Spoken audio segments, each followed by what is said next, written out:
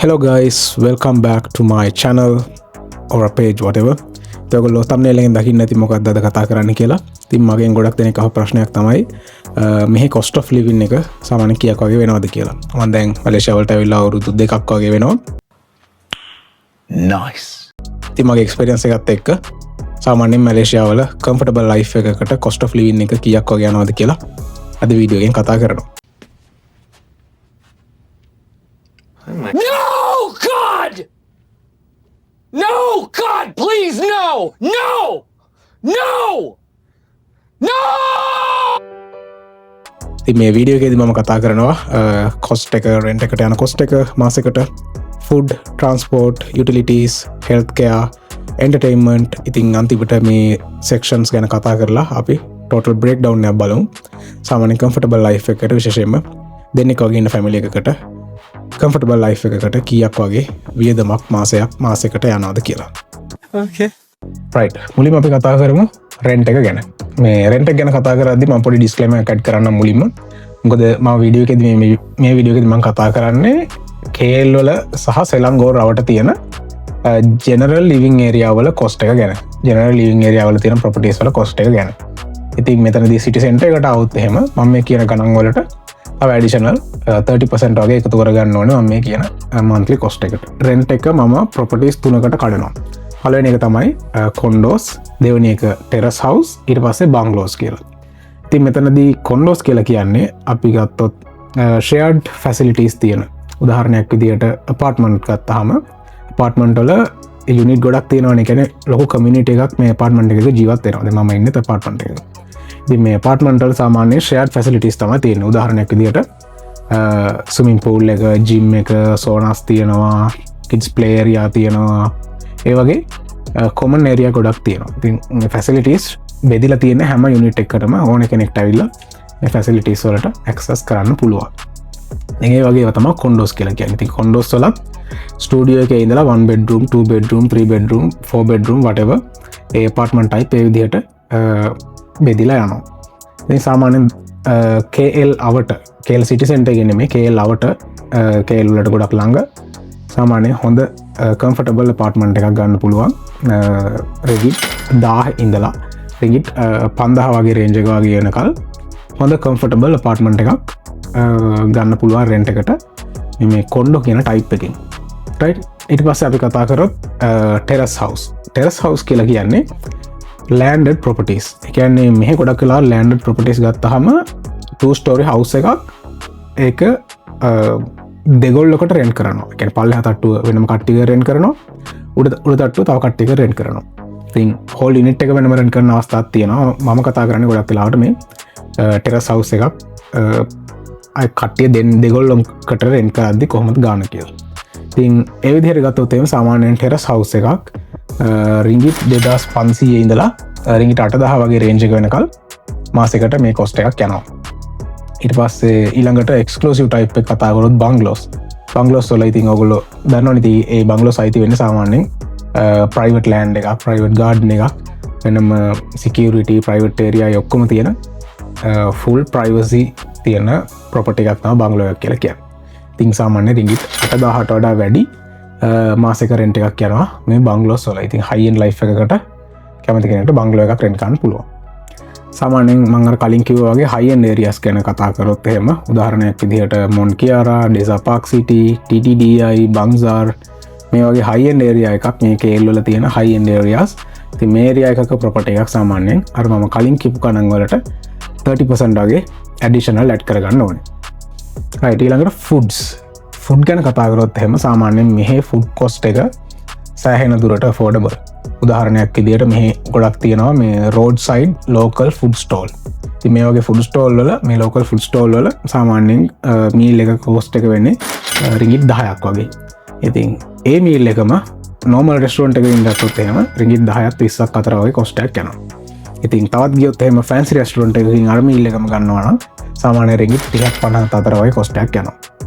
ඊළඟට international food ගැන කතා කරොත් එහෙම western food, French, Italian, Turkish ඒ වගේම ශ්‍රී ලංකන් රෙස්ටොරන්ට් ගැන කතා කරොත් එහෙම KL වල තියෙන ගොඩක් ප්‍රසිද්ධ රෙස්ටොරන්ට් දෙයක් තමයි කැෆේ කළම්ප සහ ආලියා කියලා කියන්නේ.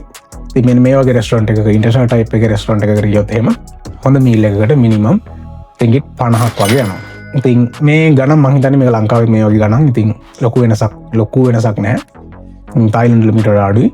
ඉතින් මේ වගේ රේන්ජ් එකක් තමයි ෆුඩ් වලට යන්නේ මේ මැලේසියාව වල. ඊළඟට ග්‍රොසරීස් ගැන කතා කරොත් එහෙනම් මේක ඇත්තටම ඩිපෙන්ඩ් වෙනවා ඔයා ෂොප් කරන ඒරියා එක. එහෙම නැත්නම් ෂොප් කරන ග්‍රොසරි එක අනුව. උදාහරණයක් විදිහට කතා කරොත් එහෙම ස්ටෑන්ඩඩ් ග්‍රොසරීස් විදිහට ගත්තොත් NSK, Lotus, Jaya Grocer ඉතින් මේ වගේ ඒවා ගත්තොත් එහෙම සාමාන්‍ය සතියකට දෙන්නෙක්ට රින්ගිට් 150ත් 200ත් අතර වගේ රේන්ජ් එකක් යනවා. ඉතින් ඊළඟට high end groceries ගත්තොත් එහෙම උදාහරණයක් විදිහට Village Grocer, Eon වගේ ගත්තොත් එහෙම ඉතින් මේවා ගොඩක් වෙලාවට තියෙන්නේ fresh product, fresh vegetable, fresh fruits නැත්නම් organic vegetable and fruits ඉතින් මේ වගේ දේවල් තමයි තියෙන්නේ. ඊට අමතරව international brands තියෙනවා. ඉතින් ඒ වගේ එකක cost එක සාමාන්‍ය සතියකට දෙන්නෙක්ට යනවා රින්ගිට් 200ත් 300ත් අතර වගේ ගන්නවා.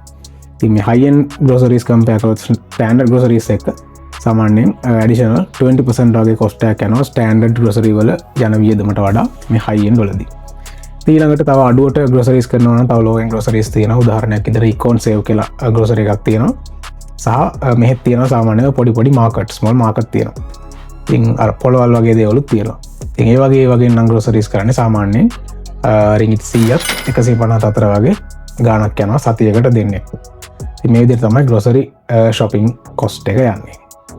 ඉතින් ඒ විදිහට food and groceries වල මාසේ cost එක කතා කරොත් එහෙම average cost එකක් මේක මීට වඩා වැඩි වෙන්නත් පුළුවන්. shopping කරන විදිහත් එක්ක මීට වඩා අඩු වෙන්නත් පුළුවන්. ඉතින් average එක ගත්තොත් එහෙම සාමාන්‍යයෙන් නිතරම උයන කෙනෙක්ට වේල් 3 වගේ උයන කෙනෙක්ට ඉන්න family දෙන්නෙක් ඉන්න family එකකට සාමාන්‍යයෙන් මාසෙකට රින්ගිට් 1000ක් වගේ cost එකක් යනවා. ඉතින් mix and match එක ගත්තොත් එහෙම උයනවා restaurant වලින් ගන්නවා ඒ mix එක ගත්තොත් එහෙම සාමාන්‍යයෙන් රින්ගිට් 1000ත් 1800ත් වගේ range එකක settle වෙන්න පුළුවන්. හැබැයි නිතරම එළියෙන් නම් කෑම ගන්නේ cafes වල නම් ඉන්නේ restaurant වල නම් ඉන්නේ එතකොට high end groceries වලින් විතරක් නම් shopping කරන්නේ මිනිමම් රින්ගිට් 2500ක්වත් යනවා මාසෙකට. ඉතින් අප ගොඩක් වෙලාවට ගත්තොත් එහෙම මේ foreigners-ලා expat-ලා ගත්තොත් එහෙම සාමාන්‍ය රින්ගිට් 1500 වගේ ගාණක් ඇතුලේ මේ settle වෙනවා දෙන්නෙක් ඉන්න family එකක් average මාසේ cost එක. right ඊළඟට transport ගැන කතා කරොත් එහෙම ඒකත් ඇත්තටම අර groceries වගේ තමයි. ඉතින් ඔයාගේ lifestyle එකත් එක්ක මේ transport cost එක depend වෙනවා. ඉතින් අපි කතා කරොත් මේ KL city එක ගැන කතා කරොත් එහෙම KL city එකේම ජීවත් වෙන කෙනෙක්ට සාමාන්‍යයෙන් අපි හිතමු තනියෙන් ජීවත් වෙන කෙනෙක් හරි කපල් එකක් හරි නම් ගොඩක් වෙලාවට තමන්ගේ කියලා වාහනයක් අවශ්‍ය වෙන්නේ නැහැ. මොකද KL city එකේ ඕන තැනකට access කරන්න පුළුවන් හොඳ strong public transport එක මැලේසියාව වල තියෙනවා. ඉතින් මේ buses තියෙනවා, LRT, monorail, KTM මේ වගේ ලොකු range එකක public transport තියෙනවා මැලේසියාව වල. ඉතින් ඊට අමතරව මේ Grab taxi තියෙනවා සහ InDrive කියලා taxis තියෙනවා. ඉතින් මේ වගේ taxis උත් ඕන තැනකට ඕන වෙලාවක access කරන්න පුළුවන්. ඉතින් සාමාන්‍ය average range එක ගත්තොත් එහෙම මේ public transport සහ taxis use කරොත් මාසෙකට රින්ගිට් 200ත් 400ත් අතර වගේ cost එකක් යනවා. තමන්ට කියලා වාහනයක් පාවිච්චි කරන්න නැත්නම්. වාහනයක් පාවිච්චි කරනවා නම් තමන්ට කියලා වාහනයක් අවශ්‍ය නම් ඉතින් ඔයාට fuel cost එකක් යනවා, maintenance cost එකක් යනවා, insurance ගෙවන්න ඕනේ, road tax ගෙවන්න ඕනේ. එතකොට parking වලට pay කරන්න ඕනේ, highway tolls ගෙවන්න ඕනේ. වාහනයක් ගන්න ලෝන් එකක් දාලා නම් ඒ ලෝන් එක pay කරන්න ඕනේ. එහෙම නැත්නම් rent එකට ගන්නවා නම් ඒ rent fee එක ගෙවන්න ඕනේ. ඉතින් දල වශයෙන් වාහනයක් පාවිච්චි කරන කෙනෙක්ට මිනිමම් රින්ගිට් 1300 වගේ වියදමක් යනවා. මේ fuel cost එක ගත්තොත් ගොඩක් අඩුයි ලංකාවත් එක්ක compare කරත් එහෙම. ඉතින් මිනිමම් වාහනයක් පාවිච්චි කරන කෙනෙකුට මිනිමම් හොඳ සාමාන්‍ය රින්ගිට් 1300ක වගේ වියදමක් යනවා transport වලට. ඊළඟට යුටිලිටි cost එක කතා කරොත් මැලේසියාව වල සාමාන්‍යයෙන් ඒක ලංකාවත් එක්ක compare කරද්දී ලොකු cost එකක් නෙමෙයි. ඉතින් ඇතරම මේ යුටිලිටි cost එකේ electricity bill එක ගැන කතා කරොත් එහෙම electricity bill එක ඇතරම AC usage එකත් එක්ක depend වෙනවා. ඉතින් සාමාන්‍ය average electricity bill එකක් සාමාන්‍යයෙන් වෙන්නේ මැලේසියා රින්ගිට් 100ක් 350 අතර වගේ range එකක තමයි average cost එකක් යන්නේ. ඉතින් ඊට පස්සේ water bill එක කතා කරොත් water bill එක සාමාන්‍ය රින්ගිට් 10ක් 40ක් අතර range එකක වෙනවා. ඉතින් ඊළඟට internet speed කතා කරොත් එහෙම සාමාන්‍යයෙන් 500 Mbps speed එකක wifi connection එකක් නම් සාමාන්‍යයෙන් රින්ගිට් 100 200 අතර මාසෙක cost එකක් යනවා. ඉතින් මේ විදිහට average total එක කතා කරොත් utility cost එක සාමාන්‍ය රින්ගිට් 350ක වගේ ගානකින් average settle වෙන්න පුළුවන් utilities වලට. ඉතින් නිතර AC use කරන කෙනෙක් නම් මුළු දවසේම AC පාවිච්චි කරනවා නම් මේ කොස්ට එක ඩබල් වෙනවා. රයිට්, මගේ පොයින්ට් ඔෆ් view එකෙන් කියන්නේ මට අනුව නම් මෙහෙ මට කොස්ට එක වැඩිම තියෙන හෙල්ත් කෙයා ෆීල්ඩ් එකේ. ඒ කියන්නේ හෙල්ත් කෙයා වලට තමයි සාමාන්‍යයෙන් කොස්ට එක වැඩි ගාණක් යන්නේ. ඉතින් ඔයගොල්ලෝ මේ පේනවා වගේ සාමාන්‍යයෙන් ක්ලිනික් එකක කොස්ට එක සාමාන්‍යයෙන් ડોක්ටර් කෙනෙක් විසිට් කරලා අපිට බෙහෙත් ගන්න ක්ලිනික් කොස්ට එක සාමාන්‍යයෙන් per visit මැලේසියා ටිකට් 100 200 අතර වගේ කොස්ට් එකක් යනවා. සාමාන්‍යයෙන් 200 250ක් වගේ වෙන්නත් පුළුවන් ඒගොල්ලෝ ක්ලිනික් එකෙන් බෙහෙත් දෙනවා නම්. ඉතින් මෙතනදී අපිට තේරෙනවා නම් මේ බෙහෙත් වල ගාණ වැඩි වගේ කියලා අපිට ඉල්ලන්න පුළුවන් ડોක්ටර් කියලා අපිට ප්‍රෙස්ක්‍රිප්ෂන් එක විතරක් දෙන්න. අපි එළියෙන් බෙහෙත් ගන්නම් කියලා මෙහෙ එළියේ තියෙනවා වොට්සන් ගාඩියන් වගේ ෆාමසිස්. ඉතින් ඒ වගේ ගොඩක් අඩුවට මෙඩිසින්ස් ගන්න පුළුවන්. අර ප්‍රෙස්ක්‍රිප්ෂන් එකත් එක්ක අපිට බෙහෙත් ගන්න පුළුවන්. ඉතින් ඊළඟට ස්පෙෂලිස්ට් කෙනෙක් channel කරොත් සාමාන්‍ය රින්ගිට් 150 300 අතර වගේ රේන්ජ් එකකට යනවා මේ කොස්ට් එක. ඉතින් බ්ලඩ් ටෙස්ට් එකක් සාමාන්‍ය රින්ගිට් 100 800 අතර වගේ කොස්ට් එකක් යනවා. MRI ටෙස්ට් එකකට සාමාන්‍ය රින්ගිට් 800 1200 වගේ කොස්ට් එකක් යනවා. ඩෙන්ටල් වලට ඒක ඇත්තටම ඩිපෙන්ඩ් වෙනවා ඒකේ සිටුේෂන් එකත් එක්ක සාමාන්‍ය රින්ගිට් 200ත් 3000 3000ට වඩා වැඩි ගණන් වලටත් යන්න ඉඩ තියෙනවා. ඉතින් ඊට පස්සේ ප්‍රධානම දේ ඉන්ෂුරන්ස්. ඉන්ෂුරන්ස් ගැන කතා කරොත් එහෙම ගොඩක් වෙලාවට ඉන්ෂුරන්ස් හම්බෙන්නේ කම්පැනි එකෙන් අපිට ඉන්ෂුරන්ස් එකක් දෙනවා. ඉතින් ඉන්ෂුරන්ස් එක හම්බෙන්නේ ඉන්පේෂන්ට් විතරයි. ඒ කියන්නේ අපිට හොස්පිටල් එකකට නිකන් කැස්සට වුණකට බෙහෙත් ගන්න ගිහිල්ලා අපිට ඉන්ෂුරන්ස් ක්ලේම් කරන්න බෑ.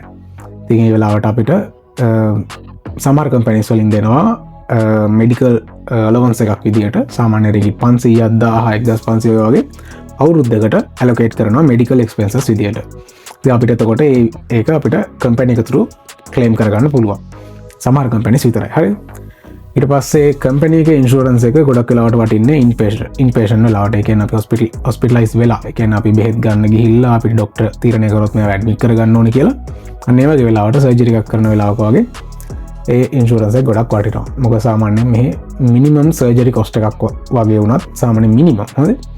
මිනිමම් රින්ගිට් 3000කටවත් යනවා මේ ඇවරේජ් කොස්ට් එකක් ගත්තොත්. ඉතින් එහෙනම් ඉන්ෂුරන්ස් එකක් තියෙන ගොඩක් වටිනවා. ඉතින් ඊට අමතරව කම්පැනි එකේ ඉන්ෂුරන්ස් එක සැටිස් නැත්නම් ඔයාලට ප්‍රයිවට් ඉන්ෂුරන්ස් එකක් වෙනම ගන්න ඕන නම් සාමාන්‍යයෙන් මන්ත්ලි ප්‍රීමියම් එක රින්ගිට් 200ත් රින්ගිට් 500ත් අතර වගේ ගාණක් යනවා මේ අඩල් කෙනෙක්ට එක්කෙනෙක්ට.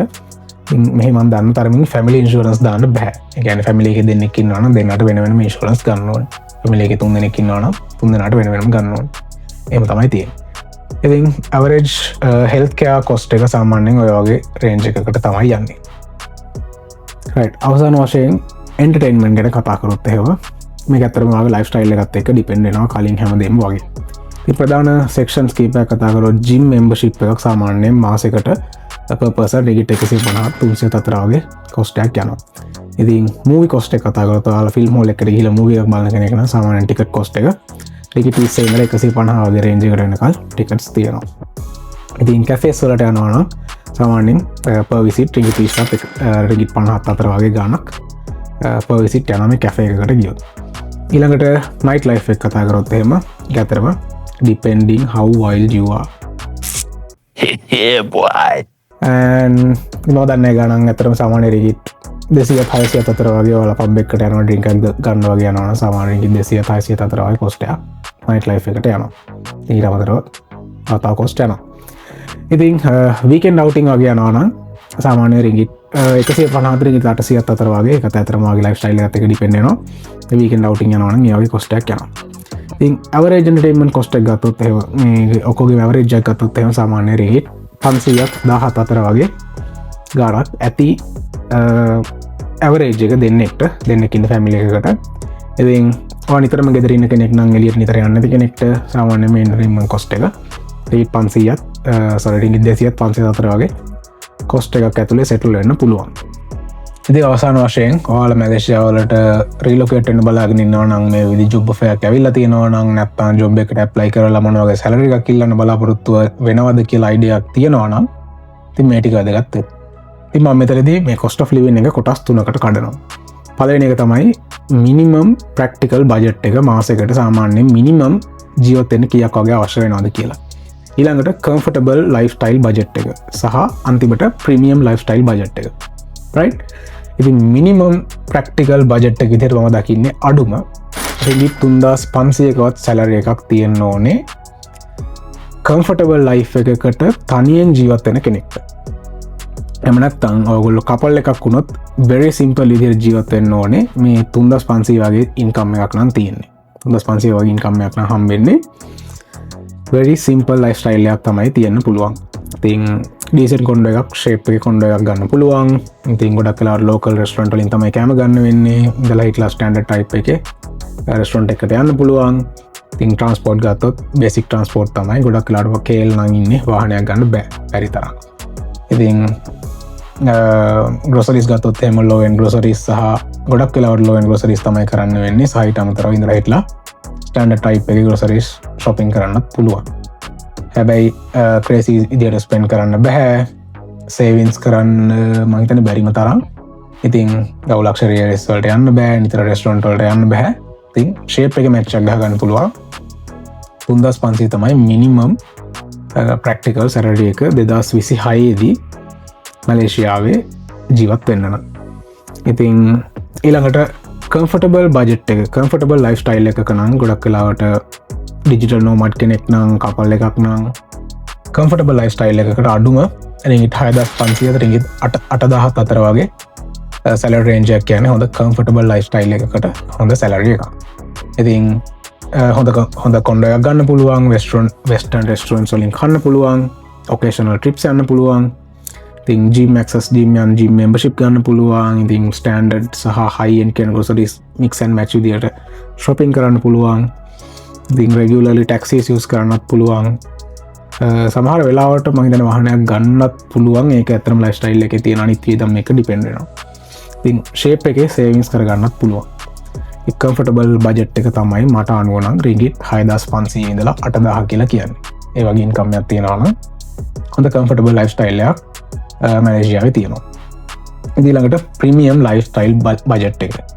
සාමාන්‍යයෙන් රින්ගිට් අඩුම 15000ක සැලරි එකක්වත් තියෙන්න ඕනේ මේ ප්‍රීමියම් ලයිෆ්ස්ටයිල් එකක් ගත කරන්න මැලේසියාවල. උදාහරණයක් විදිහට මම කිව්වොත් එහෙම ඩුබායි ලෙවල් ලයිෆ්ස්ටයිල් එකක් වගේ මේ ඒෂියන් වලදී ගන්න නම් මිනිමම් රින්ගිට් 15000කවත් සැලරි එකක් තියෙන්න ඕනේ මැලේසියාවේදී. ඉතින් ඒක ගොඩක් වෙලාවට ළමයි ඉන්න ෆැමිලිස් වලට මිනිමම් මේ රේන්ජ් එක තමයි තියෙන්නේ. මේ වගේ රේන්ජ් එකක් තියෙනවා. ඉතින් එතකොට සාමාන්‍යයෙන් ලොකු ප්‍රොපර්ටි එකක් ගන්න පුළුවන්. හොඳ ඉඳ තියෙන ප්‍රයිවට් හොස්පිටල් වලට යන්න පුළුවන්. නිතරම තමන්ට කියලා වාහනයක් ගන්න පුළුවන්. නිතරම high end groceries යන්න පුළුවන්. හොඳ fresh products ගන්න පුළුවන්. තමන්ගේ ළමයින්ට international schools ගන්න පුළුවන්. ඉතින් නිතරම travel කරන්න පුළුවන්. ඉතින් මේ වගේ premium lifestyle එකක මම දකින අඩුම සැලරි එක වෙනවා රින්ගිට් 15000. රින්ගිට් 15000 උඩට හොඳ ප්‍රීමියම් ලයිෆ්ස්ටයිල් එකක් මැලේසියාවේදී ගන්න පුළුවන්. ඉතින් මේ විදිහට තමයි මැලේසියාවල 2026 මම දකින ප්‍රැක්ටිකල් නම්බර්ස් වෙන්නේ. ඉතින් අතරම ඔයාගේ cost of living එක කීයක් වේද කියලා මම හරියටම කියන්න දන්නේ නැහැ. ඒක තම තමන්ගේ ලයිෆ්ස්ටයිල් එකත් එක්ක ඩිපෙන්ඩ් වෙනවා. ඉතින් මේ වීඩියෝ එක මම හිතනවා මේකට ජොබ් එකකට එන්න හරිය රිලොකේට් වෙන්න ඉස්සරහට බලාපොරොත්තු වෙන කෙනෙක්ට වැදගත් වෙයි කියලා. ඒවා මේ වීඩියෝ එක අන්තිම වෙනකම් බැලුවා නම් තව කෙනෙක්ට දැනගන්න මේකට ලයික් එකක් දාන්න, ෂෙයා කරන්න, කමෙන්ට් කරන්න, ඔයාලා දන්න දේවල් තියෙනවා නම් මම හරි වැරදිච්ච නම්බර්ස් තියෙනවා නම් මෙතනදී ඔයගොල්ලන්ට අනිත් අය දැනගන්න කමෙන්ට් කරන්න පුළුවන්. එහෙනම් අපි තව වීඩියෝ එකකින් හම්බෙමු.